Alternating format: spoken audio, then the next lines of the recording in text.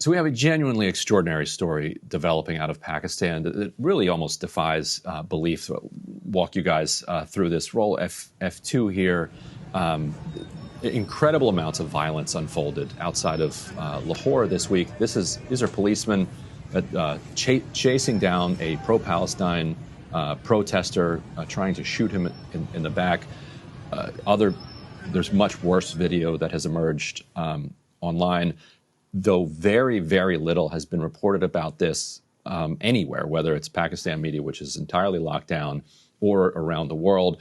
We are hearing that the death count could well be over 1,000 people, and just try to sit with the extent of the massacre that we're talking about here. Before we get into the details, the context here is that this started right around the exact same time that Pakistan's Prime Minister, Shehbaz Sharif, was in Egypt with the rest of the Arab and Muslim countries celebrating the ceasefire deal. And these things are not disconnected at all. Shehbaz Sharif is in power because they flagrantly stole the election back in February of 2024 and have Imran Khan in prison. The United States has been dangling the threat of supporting the release of Imran Khan to basically corner Pakistan's military. Pakistan's military is currently in control. They operate through Shehbaz Sharif, but they operate at the blessing and the courtesy of the United States, which at any moment could basically signal you have to let Imran Khan out. And so Pakistan's military basically is doing anything the United States wants as a result. So let's roll just to understand what's happening in Egypt while this extraordinary violence is unfolding in Pakistan. Let's roll F6. Prime Minister Sharif of Pakistan, and also I have to say my favorite field marshal from Pakistan, who's not here, but the Prime Minister is here, and you're going to give his regards. Where are you? There you go. Thank you very much. Do you want to say what you said to me the other day? Come, would you like to say what you said the other day? I think it was so nice. Pakistan had nominated President Donald Trump for Nobel Peace Prize for his outstanding, extraordinary contributions to first stop war between India and Pakistan, and then achieve ceasefire along with his very wonderful team. And today, again, I would like to nominate this great president for Nobel Peace Prize, because I genuinely feel that he is the most genuine and most wonderful candidate for Peace Prize, because he has brought not only peace in South Asia, saved millions of people, their lives. So Shehbaz Sharif is kind of infamous in Pakistan for those obsequious and kind of embarrassing speeches that he gives to people like Trump or Gulf leaders, or basically anybody that Pakistan needs money from or needs political cover from. But so the party in question here is known in Pakistan, that was the victim of this massacre, known as the TLP. So TLP are basically a product of the Pakistan military over the years. So when you have a military dictatorship, in order to kind of stay in power over the decades, they create all of these different political factions that have some tiny bit of independence, but are effectively run either by the ISI or the Pakistan military or both. And TLP is one of them. And TLP these are hardcore far-right religious fundamentalists that could be deployed, for different, strategic or tactical reasons by the Pakistan military. And so to say that there are not a lot of good guys in this story would be an understatement. Like usually when the TLP is out there protesting, it's to try to get somebody executed for having an affair or having a nose ring or something. Like not the kind of people that make sympathetic figures in to Western liberals like myself, for instance. Yet, so the TLP was deployed here to protest against the Gaza war and to protest a little bit about Pakistan getting a little closer to Israel and hinting at some type of normalization here. Saad Rizvi, who's the head of the TLP, announced his protests during his Friday prayers. But then you might be thinking, wait a minute, TLP, which is a creation of the Pakistan military, is going to be protesting against Pakistan? Like, what on earth is going on here? And this is where it gets so diabolical. And what I'm going to share is basically our analysis, but it's highly informed by people with serious knowledge about what's going on here. So why on earth would the military encourage protests against itself? Well, one is obvious. On the geopolitical stage, it would be a way to tell the U.S., like, don't push us too hard when it comes to like normalization with Israel, because look, we've got problems back at home. Oh, okay. That's only one little part of it, though. I think what's really going on goes back to this November 26th, 2024 protest in support of Imran Khan. You had thousands of people come out into the streets, we covered it here, saying, free Imran Khan.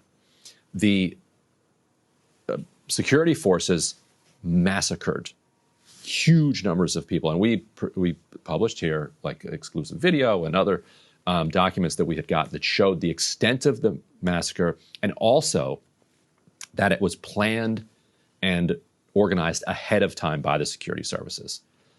That this was not something that got out of hand.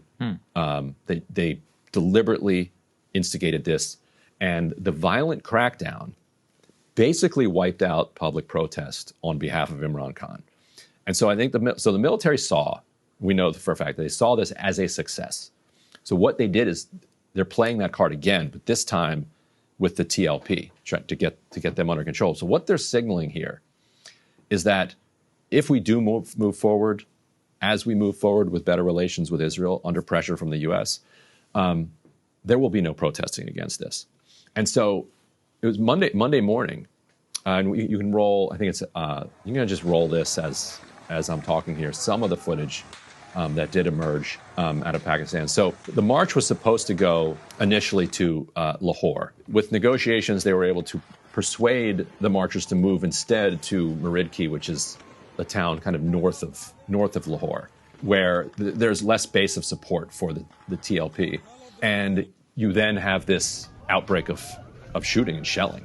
One person said they saw more than 600 bodies on the ground, like absolute carnage. Saad Rizvi sent a negotiating team, before this broke out, to try to settle this. That negotiating team was arrested. He organized another negotiating team, sent them in. It happened anyway. Right up until the violence started, he was pleading for this not to go down.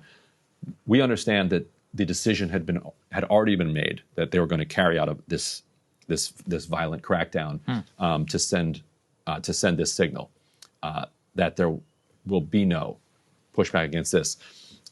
The fact that we did find some coverage of it in Pakistan media, which is aligned with the military, so like controlled by the military, and that really tells you a lot, because it's like, okay, if they are allowed to report on this, and this is where we saw the interview with somebody saying that's more than they saw 600 bodies. Like, why is the Pakistan military allowing that to be aired? Because it's a signal.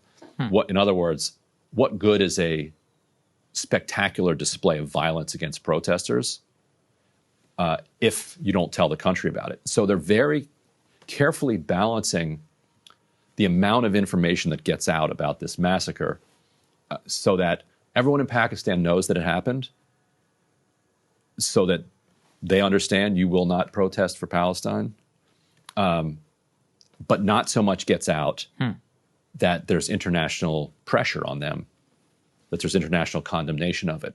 And that's a very tight rope to walk. It seems to have worked. So far, they're walking it. This was Monday. Today's Wednesday. But it's still going on. So after the massacre in the streets, you started having house raids of all these TLP people, which again, like, it's interesting because a lot of Pakistanis don't like TLP. They're like, these guys are thugs and goons.